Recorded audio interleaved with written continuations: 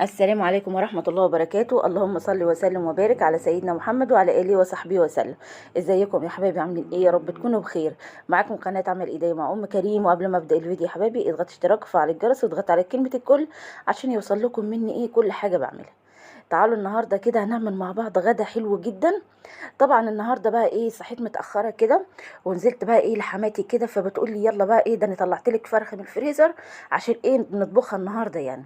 طبعا الفراخ اللي انتوا شايفينها دي طبعا ايه بتاخد سوا كتير، فاقول لها يا حماتي ايه دي الفرخه هتاخد سوا كتير ومش هنلحق، طبعا احنا بنتغدى اذان الظهر فمش هتلحق تستوي. قالت لي لا هتلحق ان شاء الله. ويلا بينا كده ايه هنشوف هنعمل ايه مع الفرخه الحلوه اللي انتوا شايفينها دي. طبعا ايه جبنا الفرخه، طبعا غسلتها كويس جدا وجبت بقى ايه حبه رز كده 3 معالق من الرز. طبعا رز مش مطبوخ، رز لسه ني يعني. وخرطت عليك كده ايه نص بصلايه ونص قرن فلفل، واحط التوابل كمون وفلفل اسود حبه كزبره ناشفه والملح، واحط ايه معلقه سمنه. خلاص هو ده ايه حشو الفرخه اللي انا ايه متعوده عليه او بعمله على طول يعني. حابه تحشي الفرخه يعني بصل وفلفل والتوابل عادي براحتك خالص يعني. فاحنا يعني بنحب الحشو عامه دوت الرز بالبصل يعني والحاجات دي، بس ما تكتريش رز عشان يعرف ايه يستوي في الفرخ يعني. خلاص اهو كده وهنقلبه كويس جدا جدا، هندعك البصل مع الرز مع التوابل الحلوه دي ايه، وهندعكها كويس جدا يعني بالمعلقه، وهنحشي بقى ايه بيها الفرخه.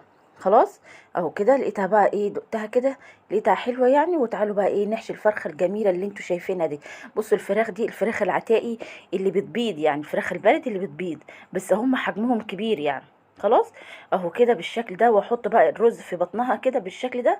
طبعا هتقولوا لي ده الرز كتير، لا هو مش كتير، انتوا شايفينه كتير بس هو مش كتير يعني. هو اللي مكترها البصل والفلفل والحاجات دي، بس هو مش كتير. بصوا يعني انا هوريكم، بصوا بطن الفرخه بصوا فاضي ازاي، مش كتير خالص وحلو، هيستوي جوه منها وهيبقى حلو جدا يعني. طبعا هنكتف في الفرخه كده بالشكل ده، اهم حاجه نكتفها كويس جدا اهو كده بالشكل ده. وطبعا ايه حطينا الميه جنبنا على النار عشان ايه تسخن معانا. هي اهم حاجه ما تخليهاش تغلي يعني، ما تسقطيش الفرخه والميه بتغلي، لا هي يا دوبك كده هتبقى هتغلي وتسقطي الفرخه. طبعا حطينا جزر وفلفل ورق لورو والتوابل بتاعتنا وايه، وهنسقط الفرخه الجميله الحلوه اللي انتوا شايفينها ايه ديت كده بالشكل ده، وهنسيبها بقى ايه تعيش حياتها. تعالوا بقى ايه هنشوف هنعمل ايه تاني كده. جبنا حله كده ونزلنا بحبه من الزيت وايه ومعلقه من السمنه. خلاص وهنجيب بصلايه كده حلوه، لا هي كبيره قوي ولا صغيره قوي يعني متوسطه، وايه وهنخرطها كده ايه على معلقه السمنه وعلى الزيت. خلاص طبعا ايه النهارده هنعمل ايه ام كريم جنب الفرخه دي، هنعمل بقى ايه صينيه مكرونه حلوه جدا جدا. وكان طعمها فظيع يعني. طبعا هخرط البصلايه، طبعا اهم حاجه البصل بتاع المكرونه دوت لازم ايه تخرطيه رفيع جدا يعني ما يبقاش تخين كده، عشان ايه ما يبقى الظاهر فيها ويبقى وحش يعني، لازم تخرطيه صغير جدا. خلاص انا طبعا عامه انا بحب ايه اخلط البصل كده ايه والحل على النار بينجز معايا كده ويبقى حلو يعني معايا في الطبيخ.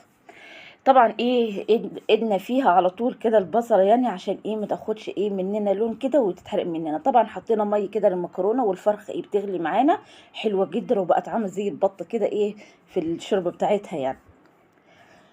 تعالوا بقى ايه بصوا بعد ما الميه غلت معانا كده هننزل بحبه من الملح. طبعا احنا المكرونه الصواني مش بنحط لها زيت، بنحط لها ملح بس، عشان لو حطيتي زيت المكرونه هتبقى ايه كلها زيت كده والبشاميل مش هيلزق فيها يعني. طبعا احنا بنحط ملح بس، وهننزل كده ايه بكيس مكرونه وحب كده ايه تاني يعني. انا عندي مكرونه فلت وعندي مكرونه اكياس يعني. خلاص حطيت كده ايه حبه فلت كده وايه وكيس مكرونه جاهز يعني. خلاص وهسيبهم بقى ايه يعيشوا حياتهم كده ايه والمكرونه تستوي. طبعا ايه وايدي كده في البصله طبعا عشان ما تاخدش مني لون وتتحرق مننا. طبعا جبت اللحمه المفرومه كده، طبعا ايه هي مش كتيره قوي بس حلوه يعني هتدينا بقى ايه نتيجه حلوه وطعم حلو عامه يعني. هو مش بكتر اللحمه لا، يعني باي نسبه لحمه عندك اعملي بها المكرونه. خلاص طبعا نزلت بحبه من الميه بسيطه خالص على اللحمه عشان ايه تفك معانا كده وتبقى حلوه يعني. وهقلبها كده لغايه ايه ما لونها يتغير معانا وتشقشق كده ايه في السمنه والزيت اللي احنا حاطينه يعني مع البصل وكل حاجه. وهننزل كده ايه بالتوابل، حطيت ايه ورقتين لورو كده عشان انا عايزه ايه طعم اللحم يبقى حلو يعني. بس بعد كده هنشيلهم يعني، وحطينا كده ملح وكزبره ناشفه، ودي طبعا التوابل بتاعتي انت عارفينها يعني، وحبه كمون وايه وحبه فلفل اسود. هي دي التوابل بتاعتي اللي بحطها ايه للمكرونه عامه يعني. وايه وهنقلبها كده لغايه ايه ما تاخد التشويحه الحلوه اللي انتوا شايفينها ديت. شايفين جميله جدا وريحتها بقت تحفه. احط لها بقى ايه حبه شطه كده بسيطه عشان انا عايزاها، طبعا انا فرمه مع اللحمه فلفل اخضر يعني، فرمان مع اللحمه يعني، عشان ايه قلت بسرعه بقى يعني ايه بدل ما نقطع كده على ايدينا، لا فرمته على طول في اللحم. بس برضو ايه انا عندي الفلفل بارد فحطيت كده حبه من الشطه عشان عايزه المكرونه تبقى حراقه وحلوه يعني. ونزلت كده بايه بالطماطم، ضربناها في الخلاط طبعا، وايه وهنكرم الشفشق كده، وهنسيبها بقى ايه تعيش حياتها بقى ايه وتتسبك معانا يعني. هي دي طريقتي في المكرونه البشاميل بطريقه حلوه وبيبقى طعمها حلو جدا يعني. تعالوا بقى ايه نعمل البشاميل نزلنا كده بحبه من الزيت برضو، وهننزل كده ايه بحبه من السمنه، معلقتين سمنه كده حسب كميه البشاميل اللي انت هتعمليها يعني. خلاص وهنزل كده ايه بحبه من الدقيق، طبعا انا مش بعاير الدقيق ده كده ايه، طبعا انا لما انا بعملها على طول فايه فعرفت ايه العيار بتاع الايه البشاميل عامه يعني، سواء كتير او قليل انا عارفه العيار بتاعه يعني. خلاص هقلبك كده ايه لغايه ايه ما الدقيق يتشوح معانا، ويبقى ايه ريحه الدقيق طلعت كده يعني بتبقى حلوه. هنحط لها بقى التوابل، حطينا ملح وفلفل اسود. خلاص اهو كده، وهنقلبها كده لغايه ايه ما الدقيق كده يتشوح معانا وتبقى ريحته حلوه. وهننزل على طول كده عليه بالايه باللبن. خلاص اهو كده بصوا الدقيق كده بصوا عامل ازاي بقى نافل معانا كده ايه في السمنه والزيت وريحته بقت حلوه. هنزل كده ايه باللبن، هنزل بكوبايتين من اللبن، وايدك فيه على طول عشان ايه ما يكلكعش معاكي ويحيرك يعني. خلاص اهو كده بالشكل ده، وهنقلب على طول على طول ما تسيبيش ايدك لغايه ايه ما القوام يتقل معاكي وتبقى حلوه جدا يعني. تعالوا بقى ايه بعد ما ايه المكرونه اتسلقت، صفيناها بس ما تغسليهاش يعني، صفيها بس ما تغسليهاش، وعملنا البشاميل الجميله.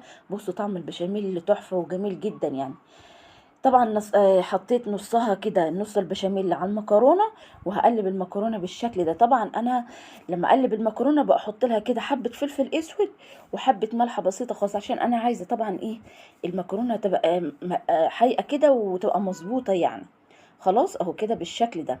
طبعا جبت الصينيه كده وايه وهنزل كده بيها بحبه من الزيت. خلاص اهو كده، وهنزل ايه بنص كميه المكرونه كده في الصينيه بالشكل ده. طبعا في ناس بتجيب الصلصة او اللحمة بتحطها على المكرونة كلها وبتقلبها وبعد كده ايه تحطها في الصينية. لا انا عامة بحب احطها كده، بحطها بيضة واحط بقى الصلصة بتاعتها كده في النص، وايه واوزعها كده. بصوا انا هشيل الايه ورق اللورو اللي احنا ايه حطيناه في الاول يعني، وهوزع اللحمة كده بالشكل ده. هي بقى لما تدخل الفرن بقى المكرونة كلها هتبقى ايه لونها احمر كده وتبقى حلوة يعني. خلاص اهو كده، وهنزل كده ايه بنص باقي الايه المكرونه كده على الايه على الوش كده بالشكل ده، وهنوزعها نغطي بقى اللحمه بتاعتنا اهو بالشكل ده، وهنضغط ايه ضغط خفيفه كده عشان ايه المكرونه تطلع معانا ايه قطع كده وتبقى حلوه يعني. خلاص وهنزل بباقي كميه البشاميل كده. طبعا احنا عامه بنحب البشاميل جدا في المكرونه يعني، فكده انا بكتر يعني فيها في المكرونه وبكتر كده ايه على وشها يعني. خلاص تعالوا بقى ايه هنحط بقى ايه على وشها. شلنا كده ايه معلقه من الصوص بتاع الصلصه اللي بيبقى نتر على الوش بتاع اللحمه، اللي بيبقى في السمنه وحاجات زي كده وايه، ونشيله كده عشان نحطه على وش الايه الصينيه من فوق كده على البشاميل. ده طبعا بديل للبيض والحاجات دي. ويلا بقى ندخلها الفرن. بعد ما دخلناها الفرن كده والفرخ استوت وحمرناها بالشكل ده، شايفين حجمها حلو جدا الفرخة، وعملنا حبة سلطة كده، وهنحط حبة زيتونة. ودي ايه الصينية بعد ما طلعتها من الفرن كانت جميلة جدا جدا وطعمها تحفة وخطير والله. اتمنى تجربوها على طريقتي، طريقة حلوة وجميلة يعني. خلاص وبقلل نسبة لحمة ممكن تعملي صينية مكرونة جميلة جدا، مش بكتر اللحمة يعني، لا بأي حتة يعني، لو حتة واحدة هتنفع تعملي برضو ايه بيها صينية. خلاص اهو كده، وده كده ايه بعد ما حطينا كده في الاطباق. اتمنى يكون الفيديو عجبكم. وده كان ايه يومنا النهارده بعد تاخير طبعا وجري في جري، وعملنا الاكل ما اخدش مني وقت. وقلت لحماتي بصوا انا بصي يعني انا عملت الاكل اهو ما اخدش مني وقت خالص. بصوا ده كان غدانا النهارده مكرونه صواني وفراخ بلدي وسلطه وزيتون مخلل. واتمنى يكون الفيديو عجبكم، ولو عجبكم لايك وشير كده لعمل ايديا مع ام كريم.